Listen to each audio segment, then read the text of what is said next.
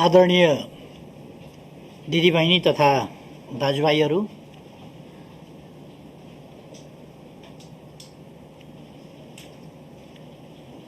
सबैमा हार्दिक अभिवादन भन्न चाहन्छु। नमस्कार। सर्वोच्च अदालत संवैधानिक इजलासबाट हिजो असार 28 गते जारी फैसलाले उत्पन्न गरेको विशेष परिस्थितिका बीच म सम्बोधनका लागि यहाँ उपस्थित भएको छु। प्रतिनिधि सभा विघटन सम्बन्धी मुद्दामा आधारित रहेर सर्वोच्च अदालतबाट जे जस्ता फैसलाहरू गरिएका छन् तिनका असर मुलुकको लोकतान्त्रिक प्रणाली, दलीय व्यवस्था र राजनीतिमा लामो समयसम्म रहिरहनेछ। लोकतन्त्रको रक्षा, विकास र सुदृढीकरणमा यी फैसलाहरू सहयोगी रहे कि असहयोगी, यिनले राजनीतिक स्थायित्वलाई बल पुर्याए कि क्षति, यसबाट दलीय व्यवस्था बलियो भयो कि कमजोर, समग्रमा राजनीतिलाई फैसलाले अग्रगामी दिशा दिए कि पछाडि फर्काए, यसको समीक्षा भविष्यले गर्ने नै छ। समयले आफ्नो कसीमा घोटेर यिनको औचित्यबारे अग्नि परीक्षा लिँदै जानेछ। तर संविधानको सर्वोच्चता र विधिको शासनमा विश्वास गर्ने पार्टीका हैसियतले फैसलाको पालना गर्ने विषयमा पार्टी स्पष्ट रहेको कुरा म जानकारी गराउन चाहन्छु।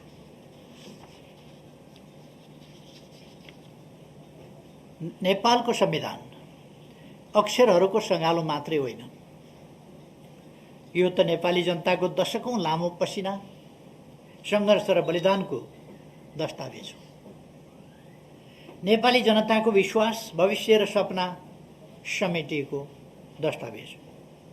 संविधानको निर्माण एवं रक्षामा निर्णायक तथा नेतृत्वदायी भूमिका खेलेको पार्टीका हैसियतले हाम्रो चासो र चिन्ता संविधानको रक्षामा हो।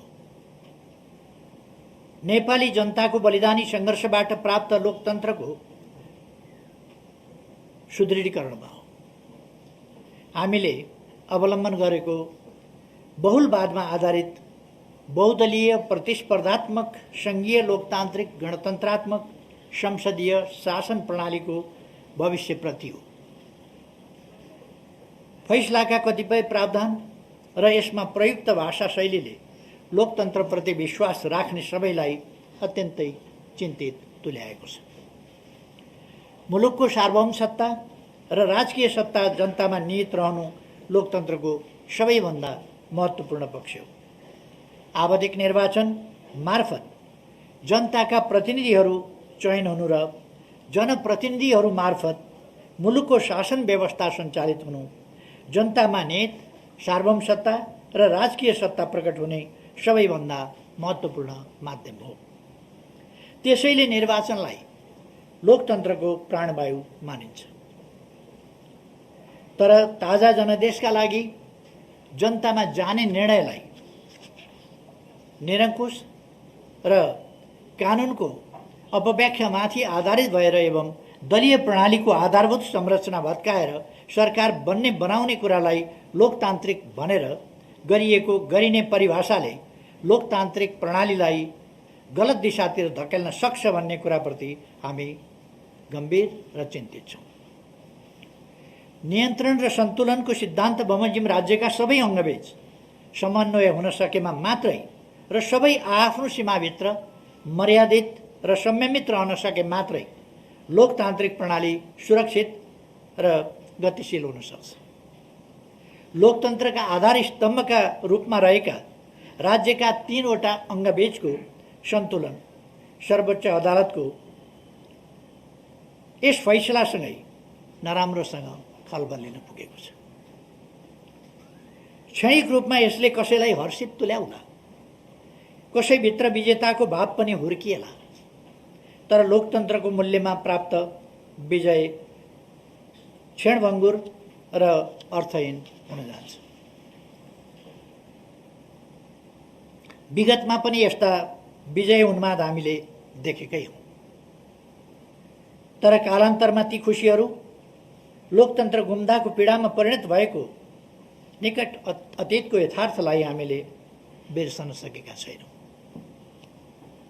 2052 सालमा मनमोहन अधिकारीजीले नेतृत्व गरेको सरकार जब अपदस्थ गरियो, त्यसबेला राजनीतिलाई ट्र्याकभन्दा बाहिर लगियो र यसले गम्भीर दुष्परिणाम ल्याउँछ भनेर मैले टिप्पणी गरेको थिएँ। त्यसपछिका घटनाक्रमहरू, दुष्परिणामहरू राजनीतिलाई आफ्नो कोर्समा जनप्रतिनिधि संस्था वा जनता मार्फत त्यसलाई निरूपण हुन नदिएर अन्त लगियो भने कस्तो परिणाम आउँछ भन्ने कुराको दृष्टान्त हामीले पहिले पनि देखेका छौँ, भोगेका छौँ। हाम्रो चिन्ता राज्यका मुख्य अङ्गहरू बीचको सन्तुलन खलबलिएर लोकतन्त्रको संरचना नै क्षतिग्रस्त होला कि भन्नेमा हो। 8 दशकभन्दा लामो समयदेखि सञ्चालित नेपालको लोकतान्त्रिक आन्दोलनको एउटा महत्त्वपूर्ण माग पार्टी स्वतन्त्रता र बहुदलीय पद्धतिको स्थापना थियो। विचारधारा, दर्शन र कार्यक्रम मिल्ने व्यक्तिहरूको समूह मिलेर दल खोल्न पाउने, त्यस्तो दलहरू आफ्ना कार्यक्रम लिएर जनताका बीचमा जाने र जनताबाट अनुमोदित दल या दलहरूले मुलुकको शासन सञ्चालन गर्ने प्रणाली लोकतन्त्रको महत्त्वपूर्ण विशेषता हो। दलले व्यक्तिलाई उम्मेदवारको रूपमा मनोनयन गर्छ। जनताले दलका घोषणापत्र हेरेर, दलका कामहरूलाई हेरेर, दलका आचरणहरूलाई हेरेर आफ्नो अभिमत प्रकट गर्छ।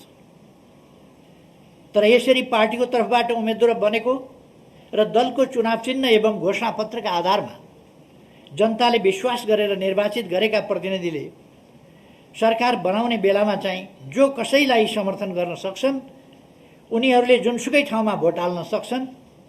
त्यस्तो गर्दा उनीहरूमाथि कुनै हुइप लाग्दैन, लगाउनु हुँदैन, लगाउन पाइँदैन जस्ता कुरा र सांसदहरू दलका प्रतिनिधि मात्रै होइनन् भन्ने व्याख्याले हाम्रो दशकौं लामो सङ्घर्ष, दलीय आस्थाका लागि चुकाएको मूल्य र दलीय प्रणालीको आधारभूत प्रस्थापनालाई नै चुनौती दिने काम गरेको छ।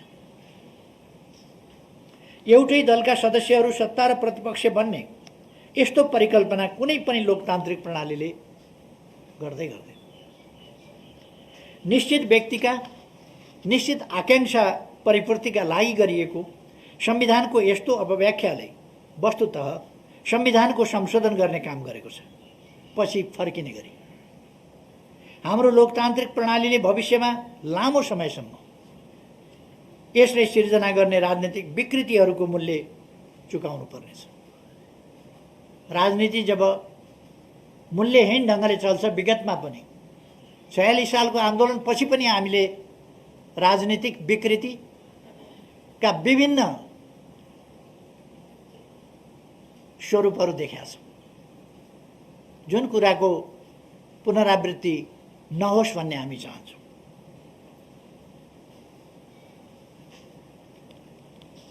हाम्रो चिन्ता आसन्न राजनीतिक विकृति र यसले सिर्जना गर्ने जोखिमप्रति हो। राजनीतिक प्रश्नहरूको फैसला गर्ने मुख्य जिम्मेवारी दलहरूको हो, सार्वभौम सत्ता सम्पन्न जनताको हो। त्यसैले राजनीतिक प्रश्न जोडिएका मुद्दाहरूमा अदालतको अधिकतम संयमको अपेक्षा गरिन्छ। अदालतले राजनीतिक सम्बन्धमा परेका मुद्दामा प्रवेश नगर्ने भन्ने नजिर पनि बसाइसकेकै हो। पहिले अत्यधिक न्यायिक सक्रियता मार्फत प्रत्येक विषयमा हात हालेर, अझ कहिले कहिले त सन्दर्भै नभएका, मागै नगरिएका विषयहरूसम्म अगाडि बढेर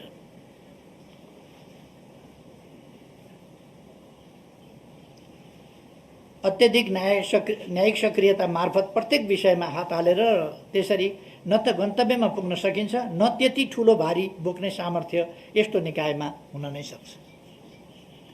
खेल खेल्ने जिम्मेवारी खेलाडीहरूको, तर रेफ्री स्वयंमा गोल गर्ने या खास पक्षलाई जिताउने इच्छा जागृत भयो भने त्यसले जोखिम निम्त्याउँछ।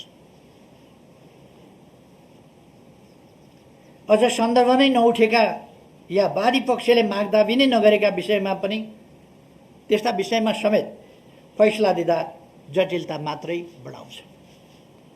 अहिले संवैधानिक नैतिकताको विषय पनि उठाइएको छ।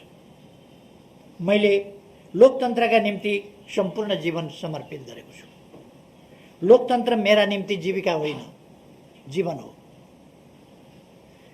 हाम्रो चिन्ता राज्यका अङ्गहरूको निष्पक्षता, पवित्रता र स्वच्छतामाथि हो। खास प्रश्नमा दोहोरो मापदण्ड अपनाउन पुग्यो।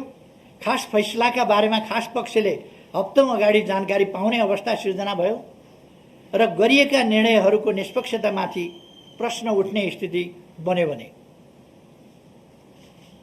यस्ता संस्थाहरूप्रति जनताको विश्वास ह्रास हुने वा गुम्ने परिस्थिति सिर्जना हुन सक्छ,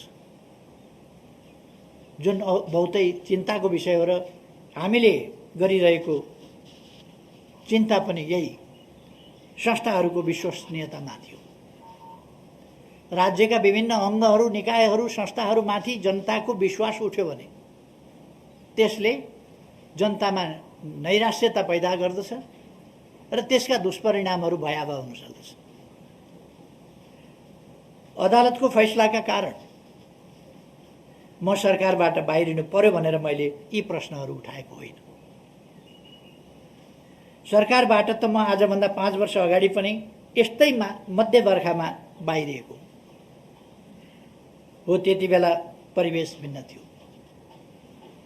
मैले त्यति बेला पनि भनेको थिएँ, कहिलेकाहीँ जनताको अपेक्षा र संसदीय अङ्कगणितका बीचमा विरोधाभास उत्पन्न हुन्छ। विरोधाभास त्यहाँ मात्रै उत्पन्न हुने रहन्छ। जनताको आकांक्षा र अरू विभिन्न प्रकारका आकांक्षाहरूका बीचमा पनि विरोधाभास पैदा हुने रहेछ।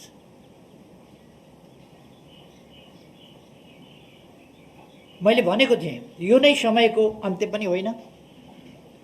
मेरो अटल विश्वास जनतामाथि थियो र आज पनि छ र तिनै जनताको विश्वासबाट त्यसको 1.5 वर्षपछि मैले यो जिम्मेवारी सम्हाल्ने अवसर पाएको थिएँ।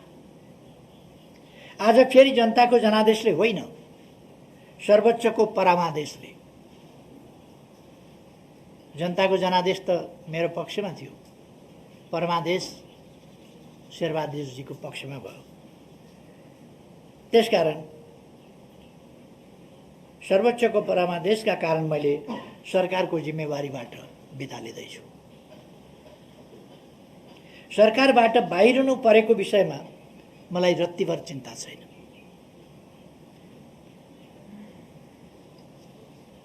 यसकारण पनि चिन्ता छैन कि मैले देश र जनताप्रति सम्पूर्ण निष्ठाका साथ र इमान्दारिताका साथ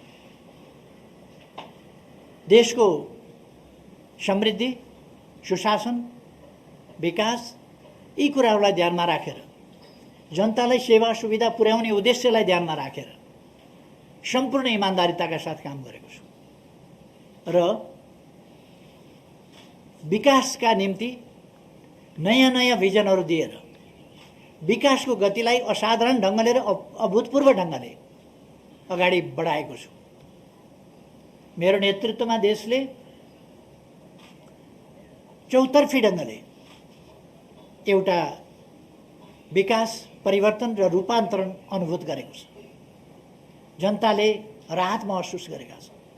त्यसकारण मलाई आफ्नो कामप्रति खुसी छ, म ढुक्क छु र मलाई यसमा चिन्ता गर्नुपर्ने कुनै कारण छैन। चिन्ता त कुनै व्यक्तिसँग प्रतिशोध साध्न वा कुनै व्यक्तिका आकांक्षा परिपूर्ति गर्न मुलुकको लोकतान्त्रिक प्रणाली, संवैधानिक व्यवस्था र दलीय प्रणालीमाथि जस्तो खेलाची हुँदैछ त्यसप्रति हो।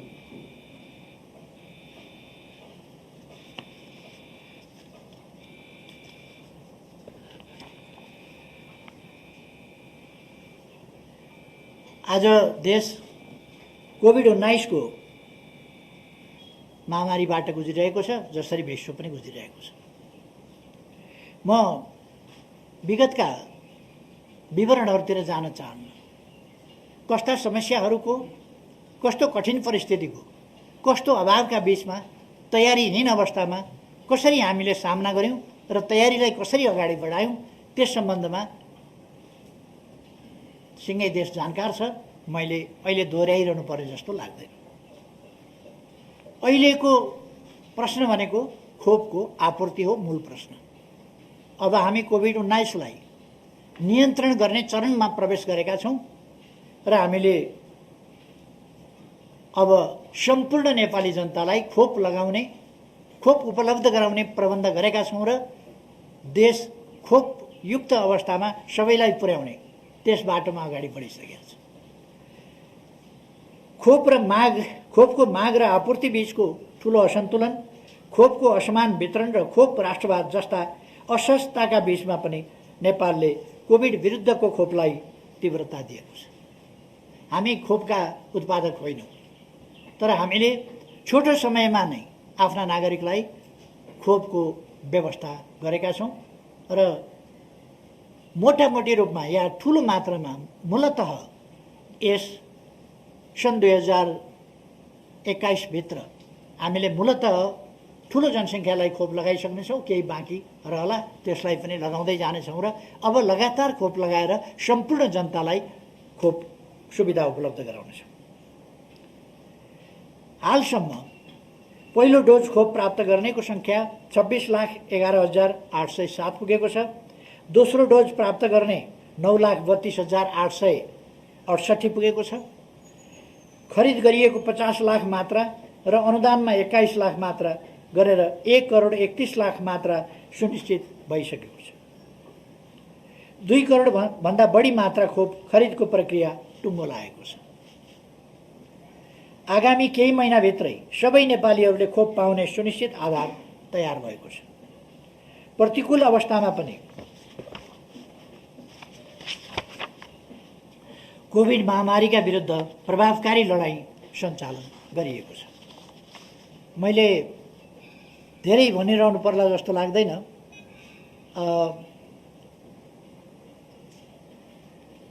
हामीले भारतबाट अनुदान 10 लाख र 1 लाख गरेर 11 लाख डोज प्राप्त गर्यौं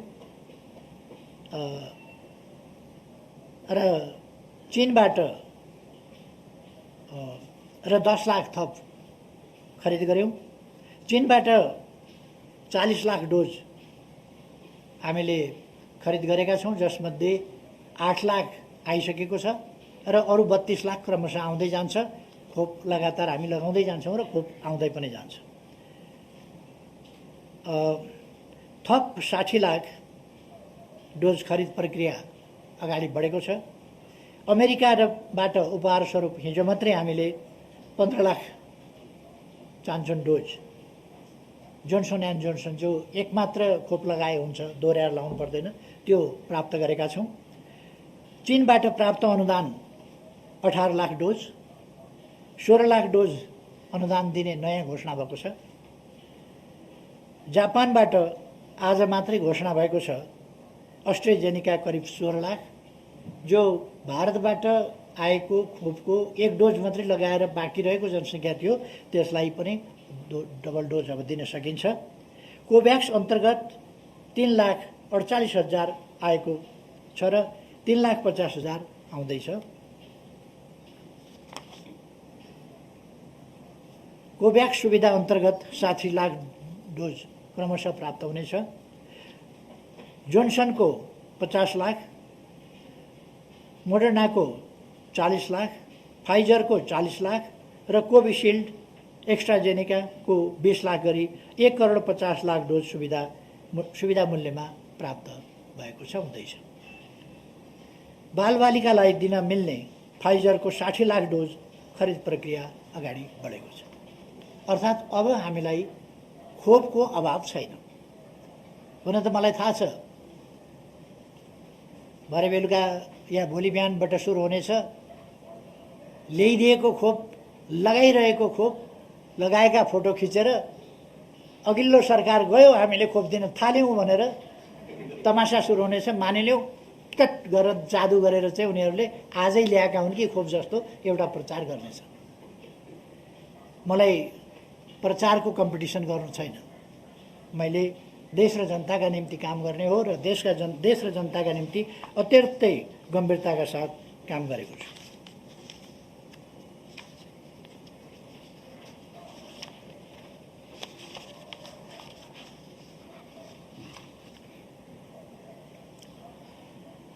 खोपको सम्बन्धमा मैले अरू धेरै केही भनिरहनु पर्ला जस्तो लाग्दैन।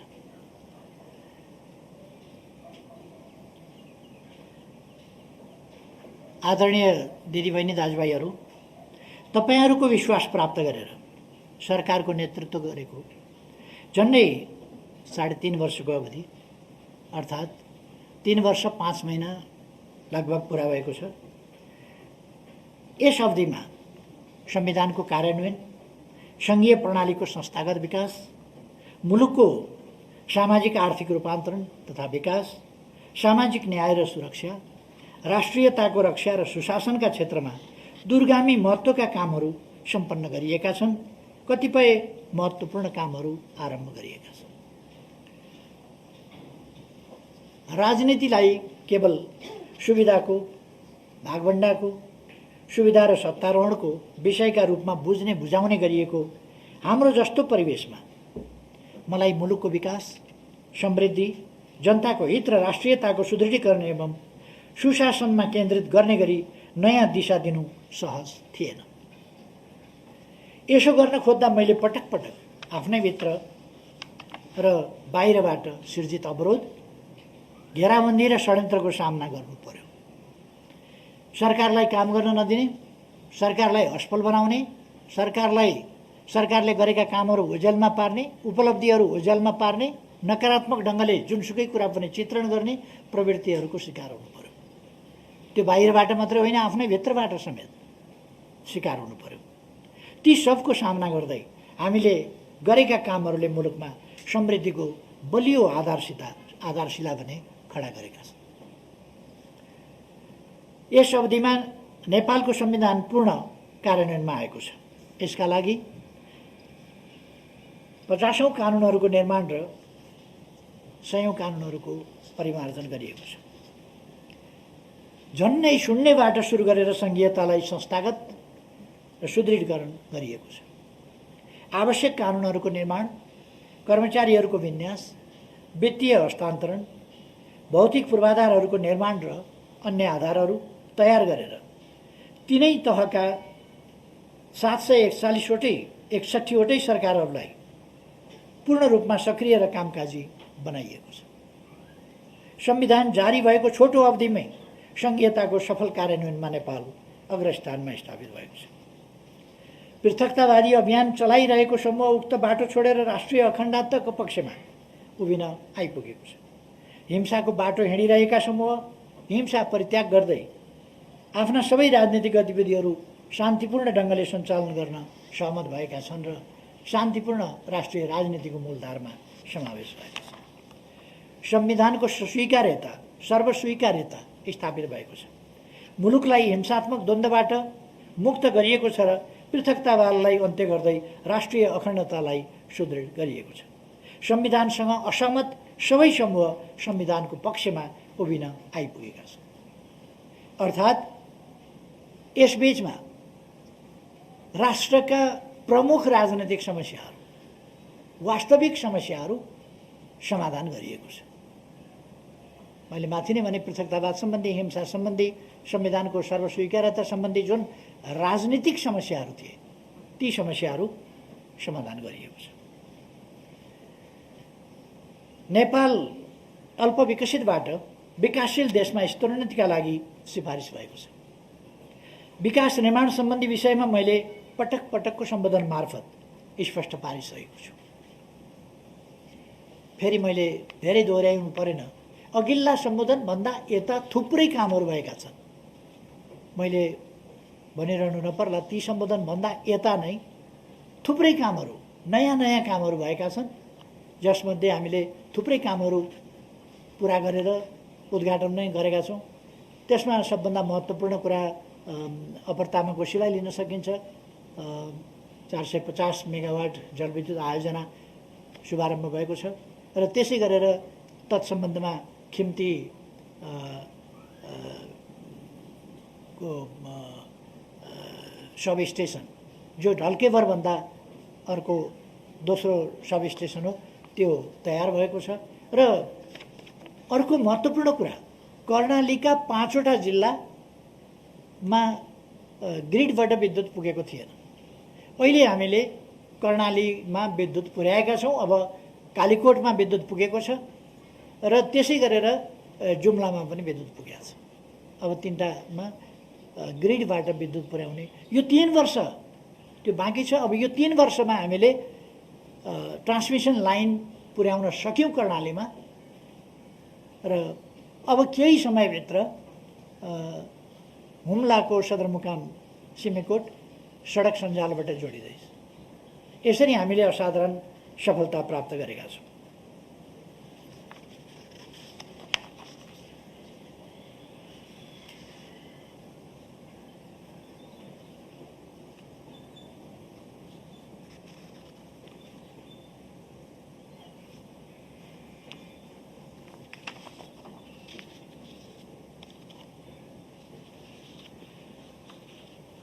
आदरणीय दिदीबहिनी तथा दाजुभाइहरू, यस बीचमा हाम्रो देश बाढी पहिरोबाट नराम्ररी आक्रान्त भएको छ।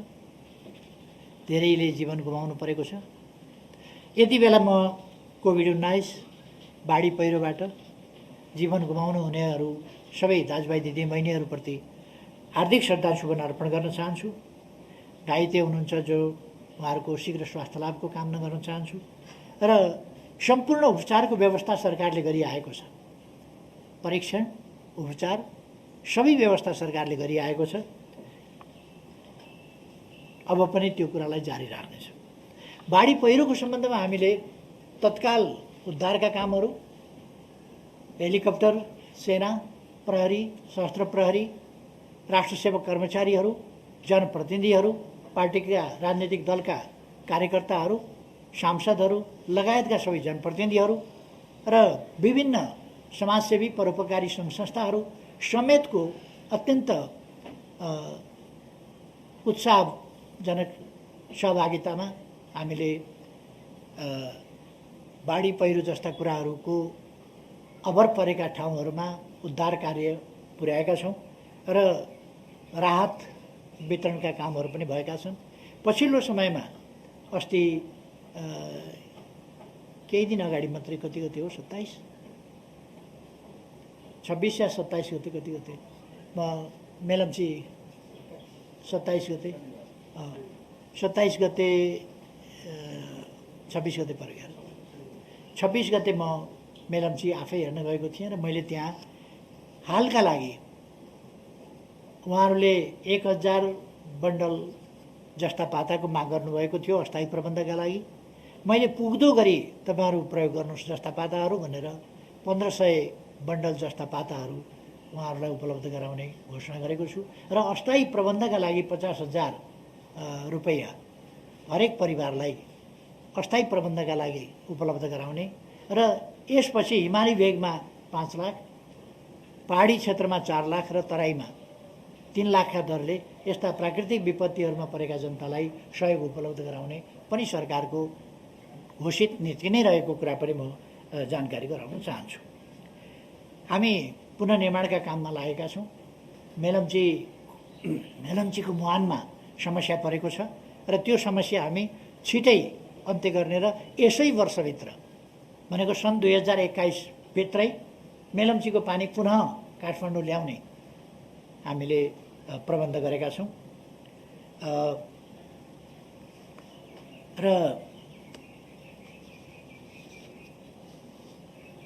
पुनर्निर्माणको कामलाई सुरक्षित पुनर्निर्माण त्यसमा हामी ध्यान दिनेछौँ भन्ने कुरा म जानकारी गराउन चाहन्छु। आदरणीय दाजुभाइ दिदीबहिनीहरू, आजको अवस्था भनेको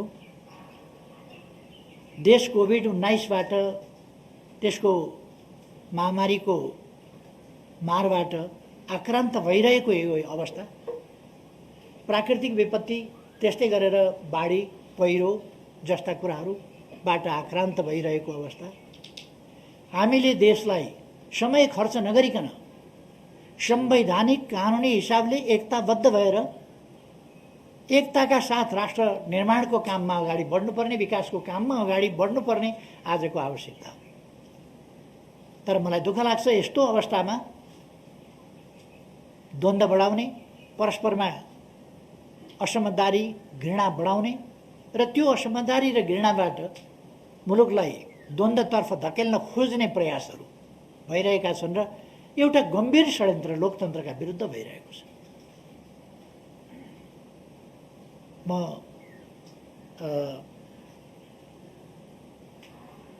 आजको आवश्यकतातिर, राष्ट्रिय एकताको आवश्यकतातिर, विकास निर्माणका काममा एकताको आवश्यकतातिर सबैको ध्यान आकर्षण गर्न चाहन्छु। हामी कुनै उन्मादमा जान आवश्यक छैन, निराश हुन पनि आवश्यक छैन। यद्यपि हिजोको फैसला कतिले ऐतिहासिक भने, ऐतिहासिक त हुने नै भयो, यो पछिसम्म कालान्तरसम्म सम्झिनेछ, यसका असरहरू पर्नेछन्, यसको समीक्षा देशले गर्नेछ, यसका परिणाम र परिणतिहरूले असरहरू अभिव्यक्त गर्नेछन्। त्यसकारण यसलाई ऐतिहासिक भन्दा पनि केही फरक नपर्ला, तर कस्तो ऐतिहासिक त्यो पछि इतिहासले बताउला। हाम्रो आजको आवश्यकता चाहिँ वास्तवमा एकताबद्ध भएर जानुपर्ने थियो। यति बेला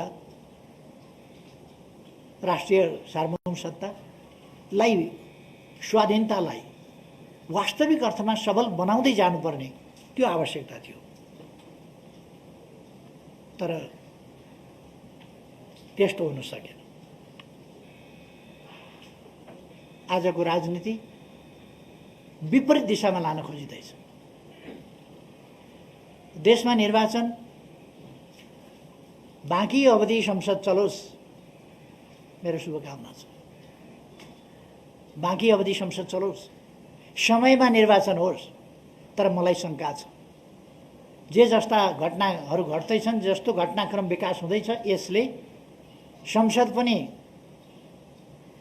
सही सलामत अगाडि जाला। अब बन्ने सरकार सही सलामत ढङ्गले अगाडि बढ्ला, शङ्कै छ। र यसले विगतमा यसमा अग्रणी भूमिका खेल्ने पात्रहरू परिचित पात्रहरू छन्। मैले धेरै भनिरहनु पर्दैन, परिचित पात्रहरू छन्। उनीहरूको इतिहास, उनीहरूको भूमिका, यो सबै कुरा पनि देशलाई थाहा छ, जनतालाई थाहा छ। मैले केही भनिरहनु पर्ला जस्तो लाग्दैन। यसपल्टको फैसलाले मेरो बारेमा पनि निकै धेरै प्रश्नहरू उठाएको छ। मैले झन्डै 6 दशक लोकतान्त्रिक आन्दोलनमा बिताएको छु। मैले अघि पनि भने, लोकतन्त्र मेरा लागि जीविकाको विषय होइन, लोकतन्त्र मेरा लागि जीवनको विषय हो। मैले आफ्नो सम्पूर्ण जीवन एक अवधि, एक चुनाव, एक फैसला, एउटा जिम्मेवारी, त्यसको आधारमा होइन, आस्थाको आधारमा, मैले निश्चित दृष्टिकोण, गन्तव्यको आधारमा देशलाई कहाँ पुर्याउने हो, कस्तो देश निर्माण गर्ने हो, आर्थिक रूपले, राजनीतिक रूपले देश कस्तो हुनुपर्छ, कसरी चल्नुपर्छ, हाम्रो लोकतन्त्र कसरी चल्नुपर्छ, त्यसको बारेमा मेरो आफ्नो दृष्टिकोण छ। सञ्चार माध्यमहरूमा अपव्याख्या गर्न खोजियो। आज सङ्कटकाल लगाउँछ, आज यस्तो गर्छ, आज सेना परिचालन गर्छ, आज उस्तो गर्छ। मैले भन्दै रहेँ, म राजनीतिक बाहेक अराजनीतिक खालका हत्कण्डा जनता र जनप्रतिनिधि संस्थाहरूका बीचमा बाहेक अन्यत्रबाट कुनै अस्वस्थ गतिविधि, अस्वस्थ तरिकाबाट अनुचित हत्कण्डा प्रयोग गरेर अगाडि जान मलाई मन्जुर छैन। किनभने मैले लोकतन्त्रका लागि जीवन समर्पण गरेको छु र अब 70 वर्ष पुगेपछि मैले झन्डै थाहा पाएदेखि 14 वर्षको उमेरदेखि लडाईँ गरेर आएँ लोकतन्त्रका लागि। र आज कन्स्टिट्युसनल मोरालिटीका कुरा म माथि उठाइयो। कन्स्टिट्युसनल मोरालिटीको कुराको मापदण्ड कुन चाहिँ न्याय सम्पादनका लागि कन्स्टिट्युसनल मोरालिटीको कुरा उठायो मलाई थाहा छैन। तर कन्स्टिट्युसनल मोरालिटी मेरा लागि जसले जेल नेल खटेको छ, यातना सहेको छ, जीवन जोखिममा राखेर सङ्घर्ष गरेको छ, आधा शताब्दीभन्दा अलिक बढी नै समय। र म फेरि पनि भन्छु, मेरो मन मस्तिष्कमा देश बाहेक, देशका जनता बाहेक, देशको सुरक्षा बाहेक, देशको स्वाभिमान बाहेक, देशको सार्वभौमसत्ता र स्वाधीनता बाहेक, देशको भौगोलिक अखण्डता बाहेक अनि देशको विकास, देशमा सुशासन, एउटा सभ्य समाजको स्थापना, सामाजिक न्याय र समानता सहितको समृद्धि, जसबाट अधिकार सम्पन्न जनताले अवसरसम्म पुग्न पाएर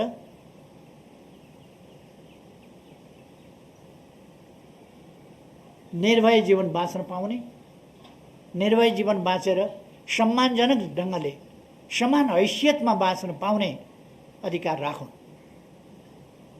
त्यो स्थिति निर्माण गर्न सकियोस् र नेपाललाई सुखी नेपालीको देश बनाउन सकियोस्। सुन्दर, समृद्ध, सुशासनयुक्त, सुसभ्य देश होस् र सुखी नेपाली जनता हौँ। यसका निम्ति लोकतान्त्रिक प्रणाली चाहिन्छ। त्यस्तो प्रणाली चलाउन लोकतान्त्रिक संविधान र कानुन चाहिन्छ। त्यसलाई सञ्चालन गर्न त्यो संविधान बमोजिम अगाडि बढ्ने इमानदार अठोट चाहिन्छ। त्यो बाहेक मेरो मन मस्तिष्कमा केही पनि रहेन। मैले आफ्नो स्वार्थलाई महत्त्व दिनुपर्ने कहिल्यै परिस्थिति पनि बनेन र म दिँदा पनि दिन्न। म देशवासी सम्पूर्ण दिदीबहिनी दाजुभाइहरूमा भन्न चाहन्छु, म सरकारमा जाँदा होस्, सरकारमा बसेर काम गर्दा होस्, अथवा सरकारबाट जनताले हटाएको होइन मलाई। फेरि पनि म भन्न चाहन्छु, जनताको बीचमा जाने दिन आओस्, त्यति बेला यी कुराहरूको फैसला जनताले दिनेछ। आज म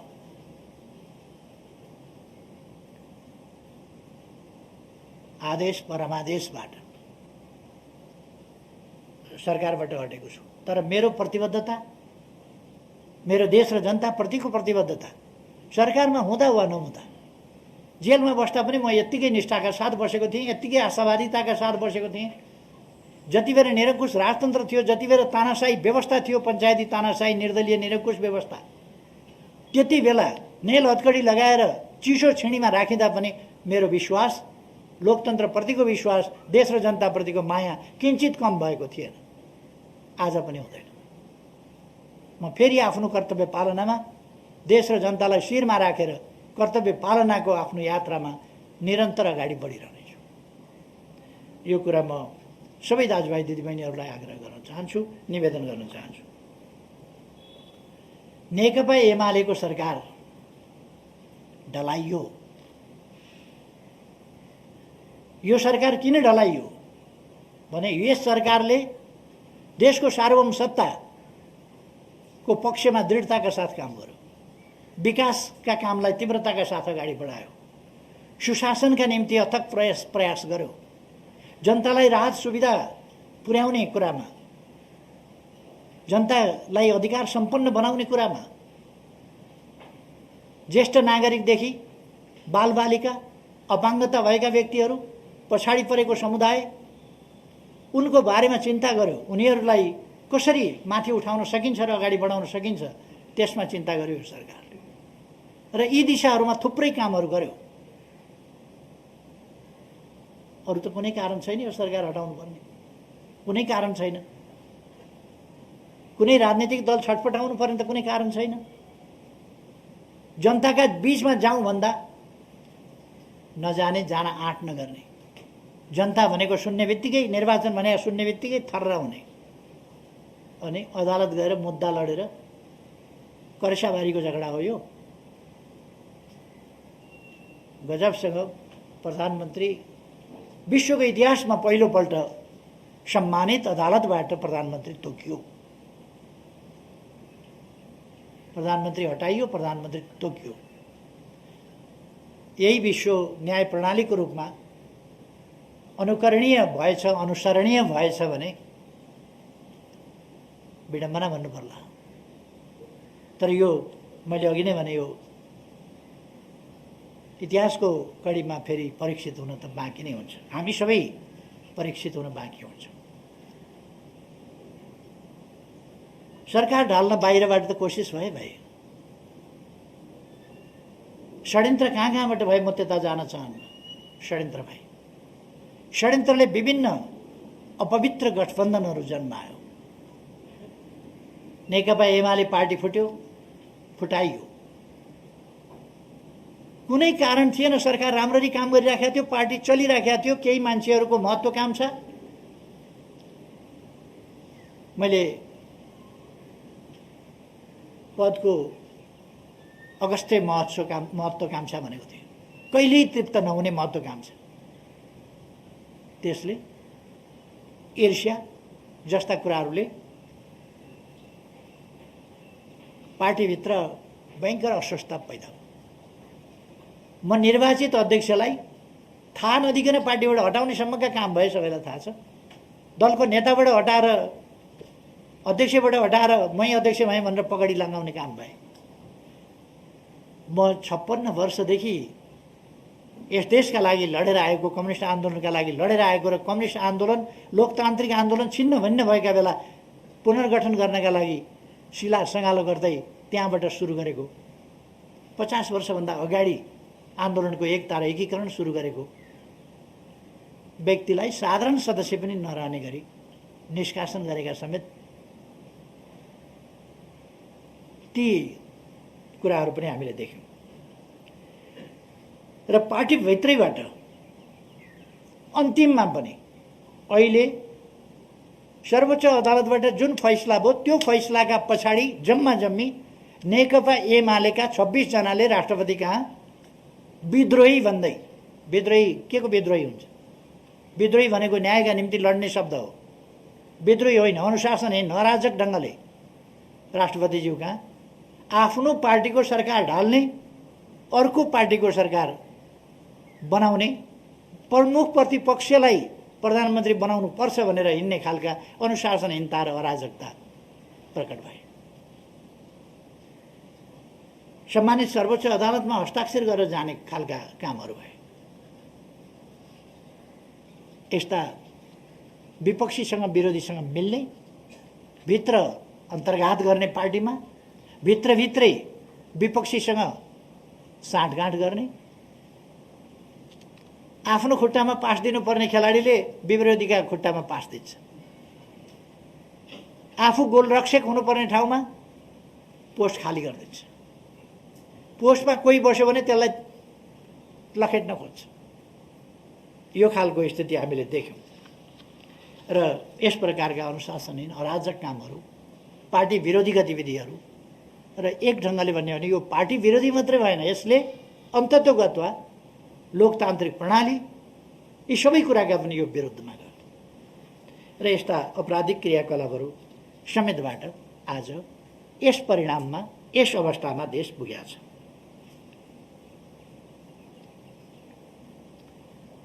राष्ट्रमा एउटा उत्साह आएको थियो, विकास हुन सक्ने रहेछ, हामी गर्न सक्ने रहेछौँ, हामीले देशलाई सुरुङ युगमा प्रवेश गरायौँ, हामीले तुइनहरू विस्थापित गर्यौँ, धेरै ठुलो मात्रामा बाटाहरू बनायौँ, हाइवेहरू बनायौँ, सडक पुलहरू बनायौँ, स्कुलहरू बनायौँ, कलेजहरू बनायौँ, पुनर्निर्माणका विशाल कामहरू गऱ्यौँ र यो सबै देख्दाखेरि विकास हुन सक्ने रहेछ भनेर विश्वास जनतामा पलायो। त्यो विश्वास त्यसबाट आत्तिएकै तत्त्वहरूले यो सरकार लोकप्रिय हुन थाल्यो, यसले विकास गर्यो भनेर यसका विरुद्ध विषमन गर्ने, अफवाह फैलाउने, झुटा कुराहरू प्रचार प्रसार गर्ने क्रियाकलापहरू मचाइरहे, जसले गर्दाखेरि आज जनतामा अलिकति केही अन्यल भ्रम पार्ने कोसिस भएको छ। कति पर्छ त्यो आफ्नो ठाउँमा होला। र म भन्न चाहन्छु, हामी जनतालाई अन्यलमा पर्न, भ्रममा पर्न दिँदैनौँ।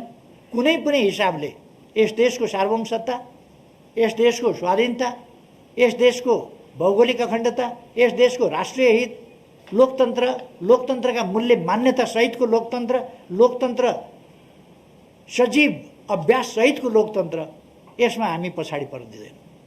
हामीले थालेका विकास प्रयासहरूका अभियानहरूलाई किञ्चित हामी अल्पत्र पर्न दिँदैनौँ। हामी प्रतिपक्षमा भएर पनि खबरदारी गरिरहन्छौँ, तर प्रतिपक्षमा बस्ने म्याद पनि बेसरी नै भएदेखि 1.5 वर्ष न होला। त्योभन्दा अगाडि त कसैले रोक्ने ठाउँ त छैन होला। फेरि जनताका बिचमा जानुपर्ने होला। हाम्रो रोडम्याप, हामी फेरि पनि देशप्रति जिम्मेवार छौँ, लोकतन्त्रप्रति जिम्मेवार छौँ। र मैले सुरुमै भने, हामी विधिको शासनमा विश्वास गर्ने, शक्ति पृथकीकरणको सिद्धान्तमा विश्वास गर्ने, स्वतन्त्र न्यायपालिकाको सिद्धान्तमा विश्वास गर्ने। कति बेर के फैसला भयो, एउटा एकाध फैसलाको कुराबाट हामी विचलित हुँदैनौँ। र यसलाई कुनै हिसाबले कहीँ तलमाथि परेको छ भने त्यसलाई सच्याउँदै अगाडि बढ्नुपर्छ आगामी दिनमा भन्ने ठान्छौँ। र अदालतको फैसला अनुचित छ, हाम्रा विरुद्ध छ। संवैधानिक हिसाबले हेर्ने हो भने त्यो उपयुक्त छैन। र जे भए पनि अदालतको फैसलालाई मानेर त्यसलाई कार्यान्वयन गरेर हामी अगाडि बढ्छौँ। म पार्टीका कार्यकर्ता साथीहरूलाई यस बीचमा आग्रह गर्न चाहन्छु, धैर्यता, संयम गुमाउने होइन, आत्मविश्वास कम हुन दिने होइन। हामी देश र जनताप्रति समर्पित शक्ति हौँ। देश र जनताको रक्षा गर्ने, लोकतन्त्रको रक्षा गर्ने, संविधानको सजीव रक्षा, सजीव कार्यान्वयन र त्यसको समयानुकूल विकास गर्दै जाने अभिभारा हाम्रो काँधमा छ। समृद्ध नेपाल र सुखी नेपाली हामीले राष्ट्रिय आकांक्षा भनेका छौँ। त्यो आकांक्षा पुरा गर्ने अभिभारा हाम्रो काँधमा छ। त्यसकारण म पार्टीका कार्यकर्ताहरूलाई आग्रह गर्न चाहन्छु, सबै पार्टीका कार्यकर्ताहरूलाई पनि भन्न चाहन्छु, युवा पङ्क्तिलाई भन्न चाहन्छु, युवा पिँढीलाई भन्न चाहन्छु, यो देश युवा पिँढीको, यो देश आगामी पुस्ताको, यो देश भोलिको पुस्ताको हो। त्यसकारण भोलि हामीले, हाम्रा सन्ततिले फेरि हामीले जस्तै कठोर सङ्घर्ष गर्न नपरोस्, यसका निम्ति हामीले एउटा मजबुत आधार छोडेर जाउँ, एउटा सुन्दर विकसित समाज निर्माण गरेर जाउँ। त्यसका निम्ति हामी सबै हरेस खाएर होइन, उच्च मनोबल राखेर अगाडि बढौँ भन्ने म आह्वान गर्न चाहन्छु। हामीले राष्ट्रिय एकतालाई मजबुत बनाउनुपर्छ।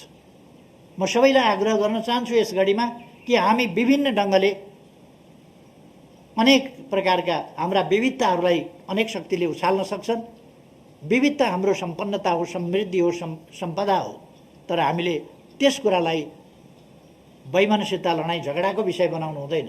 त्यो समृद्धिलाई हामीले सम्पदाको रूपमा प्रयोग गरेर एकताबद्ध बनाउनुपर्छ र हाम्रो राष्ट्र एकताबद्ध भएर अगाडि बढ्नेछ। एकताबद्ध बनाएर अगाडि बढाउनुपर्छ। हामीले एकताबद्ध राष्ट्र, सुदृढ राष्ट्र, त्यसका निम्ति योगदान गरौँ र लोकतन्त्रको रक्षा गर्दै अगाडि बढ्न म फेरि एकपल्ट सबैमा हार्दिक आग्रह अनुरोध गर्न चाहन्छु। र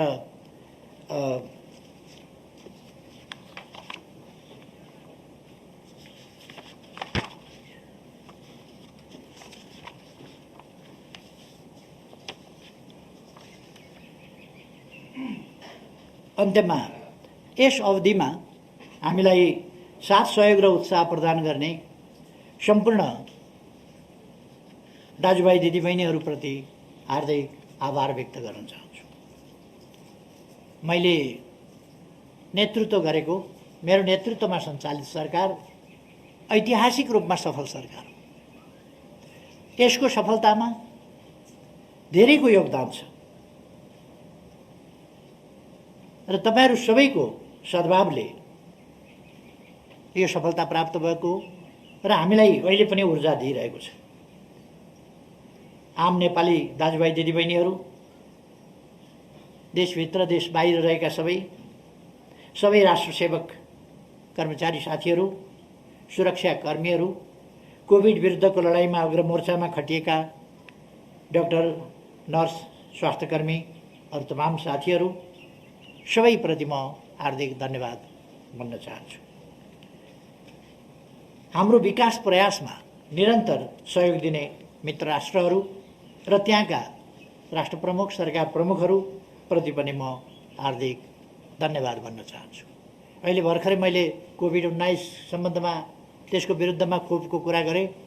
यदि मित्र राष्ट्रहरूको साथ सहयोग हुँदैन थियो भने, उहाँका राष्ट्र प्रमुख, सरकार प्रमुखहरूको साथ सहयोग हुँदैन थियो भने यो सफलता हामीले प्राप्त गर्न सक्दैनथ्यौँ।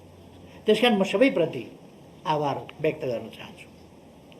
लोकतन्त्रको रक्षा र सुदृढीकरणका लागि हामी 24 घण्टा सजग भएर अब पनि खडा हुनेछौँ। थालिएका अग्रगामी कदमहरूको निरन्तरताका लागि खबरदारी गरिरहनेछौँ। मुलुकलाई अस्थिरतातिर, अर्थतन्त्रलाई ओह्रालो दिशातिर, जनतालाई अन्धकारतिर र संविधानलाई सङ्कटतिर धकेल्ने प्रयासका विरुद्ध हामी चट्टान बनेर उभिनेछौँ। मेरो पूर्ण विश्वास छ मुलुकले सुरु गरेको अग्रगतितिरको यात्रा कसैले पनि बिथोल्न सक्ने छैन र हामी त्यो बिथोल्न दिने पनि छैन। बादलले एकछिन अँध्यारो पार्न सक्ला, घामलाई छेक्न सक्ला, तर सूर्यको प्रकाशलाई कसैले पनि निस्तेज पार्न सक्दैन। नेपाललाई समृद्ध र नेपाली जनतालाई सुखी बनाउने महान अभियानमा म र मेरो पार्टी सधैँभरि अग्रमोर्चामा डटिरहनेछ। एकछिन बादल लागेको छ, फेरि सूर्य बादल हटाएर उदाउनेछ। सबैमा धेरै धेरै धन्यवाद।